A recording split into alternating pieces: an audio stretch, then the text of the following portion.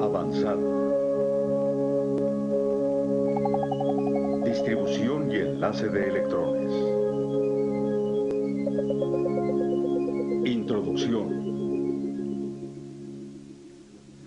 En los últimos siglos se ha llegado a la conclusión de que hay un límite en el número de veces que algo puede partirse a la mitad y seguir siendo la misma sustancia.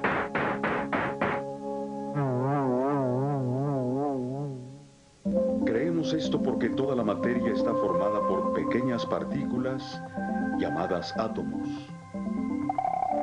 Además, estos átomos están en constante movimiento, ya sea que formen materiales sólidos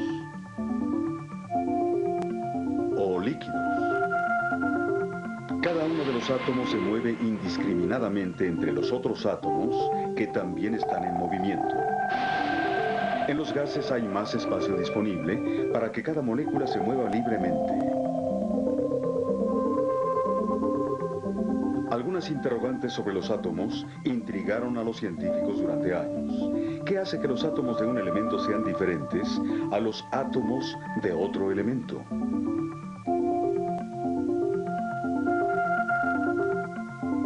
¿Y por qué algunos átomos como los del helio no reaccionan entre ellos o ante los átomos de otros elementos?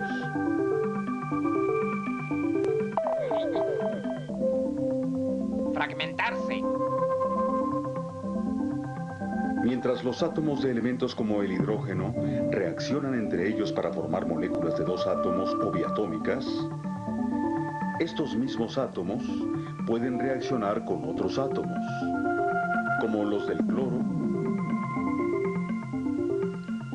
o los del carbón,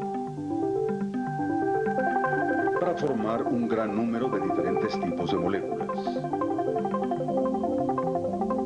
¿Por qué se dan estas diferentes interacciones entre los átomos? La respuesta a esta pregunta está en un análisis cercano de la estructura del átomo. Los antiguos modelos del átomo visualizaban la materia como un número de átomos cuya masa se expandía a través de cada átomo. Sin embargo, en 1911, Ernest Rutherford demostró que la masa del átomo se concentraba en una porción muy pequeña del átomo, a la que llamó núcleo. Este núcleo tiene carga positiva. Rutherford predijo que la carga positiva del núcleo se equilibraba mediante las cargas negativas de unas partículas diminutas llamadas electrones. Finalmente, Rutherford demostró que una o más partículas con carga positiva llamadas protones le dan al núcleo su carga positiva. Una o dos décadas después, James Chadwick descubrió que también hay partículas neutras o neutrones en el núcleo. Estas tres partículas, el electrón, el protón y el neutrón, son lo que forman un átomo.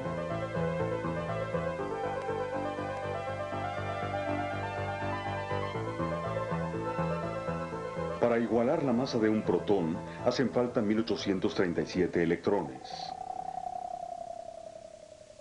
Pero la carga de un solo electrón neutraliza la carga de un protón.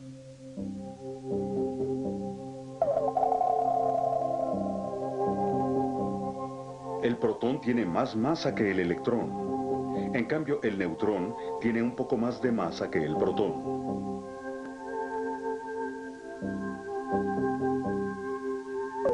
Los neutrones y los protones juntos conforman casi toda la masa del átomo. El volumen que ocupan como núcleo del átomo es increíblemente pequeño.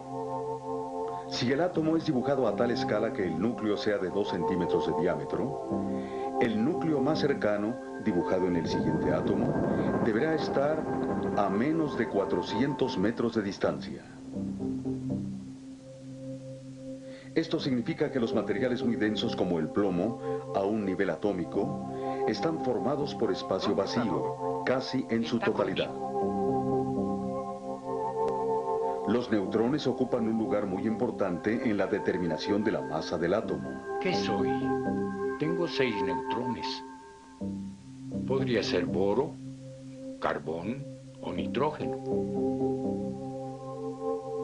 Sin embargo, el número de protones en el núcleo dan su identidad al átomo. También tengo 6 protones. Carbón, por supuesto. Si un átomo solo tiene un protón en el núcleo, será un átomo de hidrógeno, independientemente del número de neutrones que tenga el núcleo. Estos 3 tipos de átomos de hidrógeno o isótopos tienen propiedades físicas muy similares e idénticas propiedades químicas. Son gases incoloros. Se queman con una flama azul muy pálida para formar el agua. Difieren solo en cuanto a las propiedades físicas relacionadas con la masa.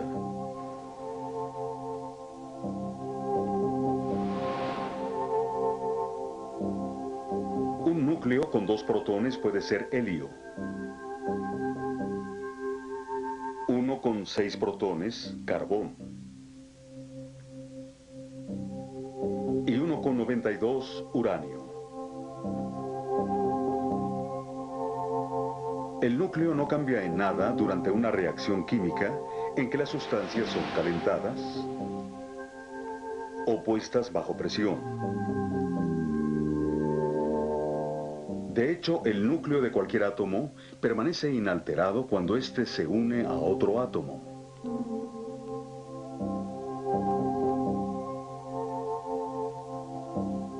Para entender cómo y por qué se enlazan los átomos, debemos ver más de cerca el papel que desempeñan los electrones en este proceso.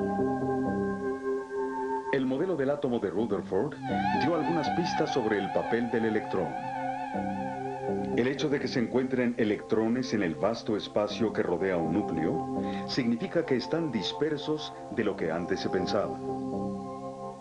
Sin embargo, hay un aspecto de este modelo que intrigó incluso a Rutherford. Si un electrón se mueve alrededor del núcleo de un átomo en una órbita circular, es porque se está acelerando. Y como ya se sabía que las cargas aceleradas producen radiación electromagnética, como la luz y los rayos X, parecía que un electrón que da vueltas alrededor de un núcleo debe producir radiación electromagnética. ¿Por qué intrigó esto a Rutherford? Imagina un satélite que gira alrededor de la Tierra arriba de la atmósfera. Puede mantener una órbita estable. Pero si se introducen en la atmósfera, la fricción hará que irradie luz y calor. Su velocidad disminuirá rápidamente y el campo gravitacional de la Tierra lo jalará hacia abajo. La atmósfera no causa que un electrón que gira en torno a un núcleo disminuya su velocidad. Pero si el electrón perdiera energía a causa de la radiación, su velocidad disminuiría y sería jalado por la fuerza de atracción del núcleo. Finalmente iría en espiral hacia el núcleo y se autodestruiría.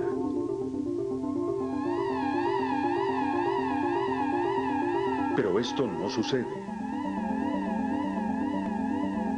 ¿Estaba mal el modelo de Rutherford? El próximo programa describiremos cómo se resolvió el dilema de Rutherford y cómo al resolverse demostró cómo determinan los electrones las propiedades químicas de un átomo.